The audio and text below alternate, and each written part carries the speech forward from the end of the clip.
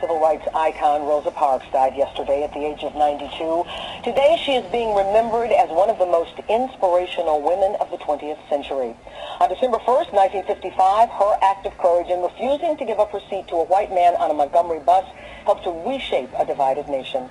I'm joined now by the president and executive director of the New York Civil Rights Coalition, Michael Myers. Mike, you knew her well. When people say, and they said this a lot, there was something about Rosa Parks, what did they mean? Well, she was a very special human being. In Montgomery, Alabama, she was a model citizen. She was a seamstress, and it was her duty to stitch together the American fabric, to stitch together the American flag to make it represent racial equality. You got to remember that in the 1950s, the rule was separate and unequal. Separation of the races in everything, including public transportation and buses. It was more than a year and a half after the 1954 Supreme Court decision in Brown v. Board of Education that Rosa Parks did what she did. That was the Brown decision only ordered school desegregation. Black people individually and in mass had to implement the constitutional guarantee of equal protection of the laws in everything else.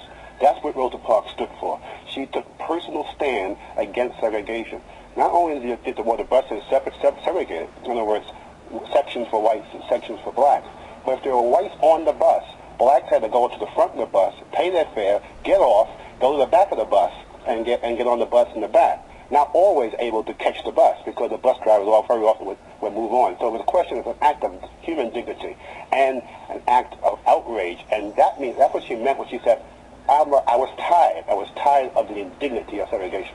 As a result of what she did, she got an incredible place in history.